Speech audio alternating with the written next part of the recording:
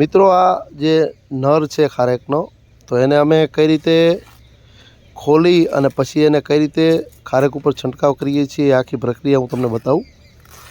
હવે આ જે નર છે એકદમ પાકી ગયેલો છે. આ બાજુ કરો દીધા ભાઈ, ઊભો રહે.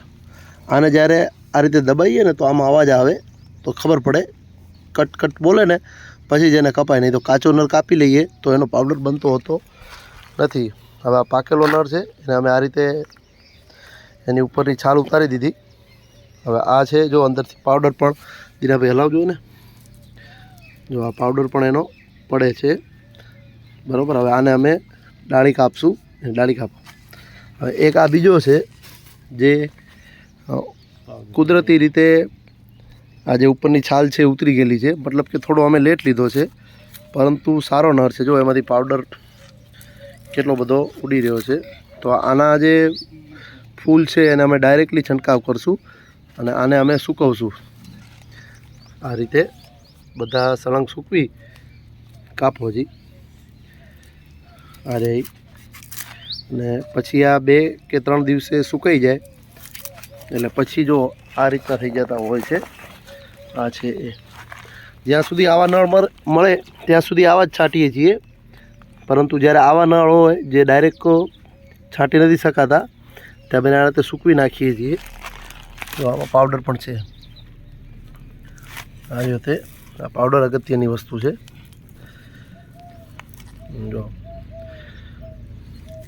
અને આ રીતે પછી સુકાઈ ગયા પછી અને આના ઉપર અમે પાછું ઢાંકી દઈએ છીએ કપડાં આ રીતના, જેથી કરી અને ભમરા કે એવું ના આવે અને એનો જે પાવડર છે એ ચૂસી ન જાય એટલા માટે. અને પછી અમે આ રીતને એને વાળી દેતા હોઈએ છીએ. જો તમને આમાંથી પણ પાવડર દેખાય છે, આ પણ પાવડર જ છે. હવે જ્યારે આ નર છે એ સૂકવી અને પછી અમે એનો છંટકાવ કરીએ છીએ. આ જો આ ભમરાનો રસ ચૂસી રહ્યા છે જે પાવડર છે. તો આ ફલિનીકરણ બગાડતા હોય છે ઘણીવાર. આમ કુદરતી રીતે ફલિનીકરણ કરતા પણ હોય છે, પરંતુ જે મેલ પાવડર છે એને જો ચૂસી જાય તો એની શક્તિ ઓછી થતી હોય છે. આ રીતે અમે બધા કેરેટ ભરીને રાખ્યા છે કે જ્યાં સુધી તાજો નર મળે ત્યાં સુધી એ છાંટવાનો અને એ થઈ રહે પછી અમે આ છાંટશું. મિત્રો ખારેકમાં જે ફલિનીકરણ જેને કહીએ છીએ આપણે, ફોલિનેશન, નરાવાની પ્રક્રિયા દેશી ભાષામાં એ ચાલુ છે. તો હું તમને નજીકથી બતાવીશ કે કઈ રીતે અમે એનું ફલિનીકરણ કરીએ છીએ. હવે ઝાડ મોટા થઈ ગયા છે એટલે એના કારણે સીડી રાખવી પડે છે આ રીતના. સીડી ઉપર ચડ્યા પછી સીધા જે ગ્રીન કલરના ફળા દેખાય છે, જે આ પાંદડાવાળો ભાગ છે, આને ફળા કહેવાય છે. તો એ ફળા ગ્રીન કલરના હાથમાં પકડાઈ જાય પછી નીચે પડવાની બીક લાગતી નથી, કારણ કે એ બહુ મજબૂત હોય છે. જો અમારા માણસ છે દિલીપભાઈ, એ ઉપર ચડી ગયા છે. દરેક ઝાડની અંદર અત્યારે અલગ અલગ માણસો કામ કરી રહ્યા છે.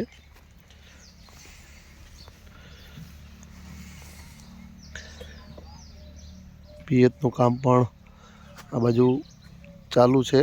એની પણ આ ઝાડની અંદર પણ મોટા ભાગના નર જે ફર્સ્ટ રાઉન્ડ હતો એની અંદર છંટાઈ ગયા છે. અત્યારે જે ચાલુ છે એ અમારો બીજો રાઉન્ડ છે ખારેકની અંદર નર છાંટવાનો. તો જે બાકી છે એ છાંટી રહ્યા છીએ.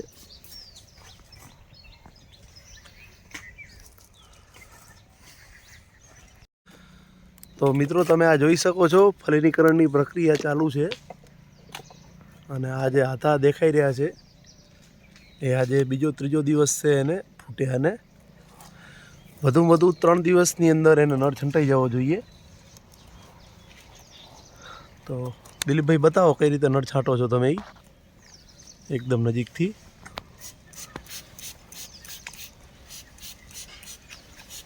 આ જે બોટલ છે એની અંદર નરના પાવડરનું પાણી છે, નર સાથે મિક્સનું. પહેલાં પાણી છાંટી દઈએ જેથી કરીને ભેજ બરાબર થઈ જાય. હવે આ જે બેગ છે એની અંદર નરના જે ફૂલો છે એ છે જો પાવડર ઉડ્યો અને આપણને દેખાણું કે નરિંગ થઈ ગયું. અને આ રીતે નરિંગ કર્યા પછી એની એ પાંદડીઓ મૂકી દેવાની પાછી ફૂલો અંદર, અને ઉપર રબર પહેરાવી દેવાનું. અને રબર પહેરાયા પછી અમે કાગળની બેગો પહેરાવીએ છીએ. હજી એક છાંટો.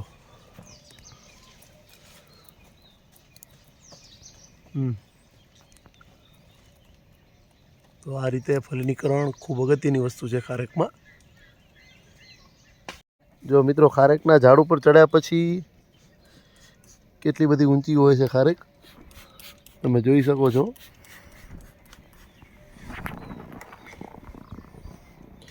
લગભગ 15 ફૂટથી વધારે અત્યારે અમે આ ખારેકના ઝાડ ઉપર ચડ્યા છીએ.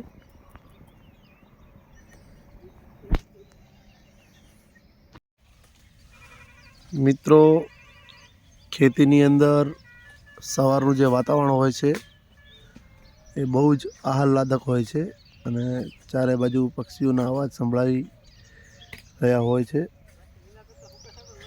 અને એકદમ શાંતિ હોય છે. અને સવારના પહોરમાં ધરતી માતા જાણે આળસ મરડી અને ઊભા થઈ રહ્યા હોય એવું વાતાવરણ હોય છે.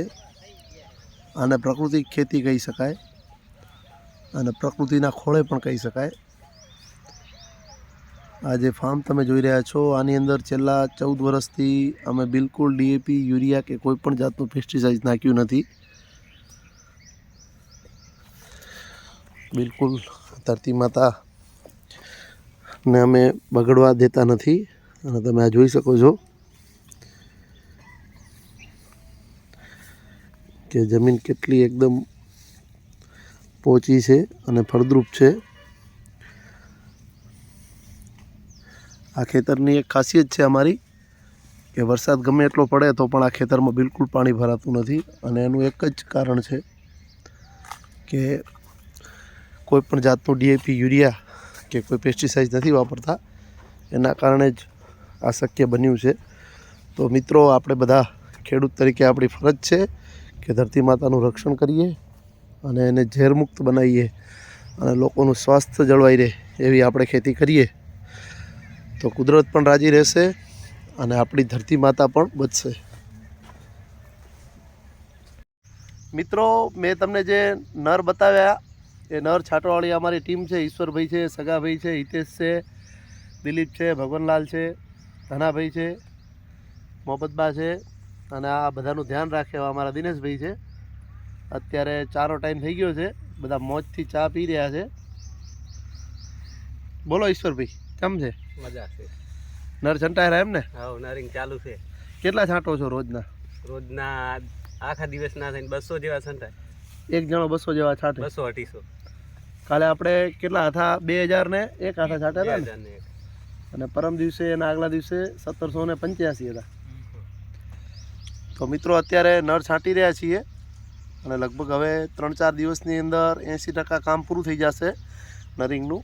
પછી 20% જ રહેશે. પછી શું કામ છે ઈશ્વરભાઈ? બેગો ચડાવવાની છે? બેગો પહેરાવાની, કાગળની બેગો. સગાભાઈને ચા આપો, આપણા મહેમાન છે. પેલા શૈલેષભાઈ આવી રહ્યા છે, ઝાડ ઉપર હતા એટલે. અને એક અમારા પેલા મજબૂત માણસ છે હજી પ્રકાશભાઈ, ઝાડ ઉપર છે.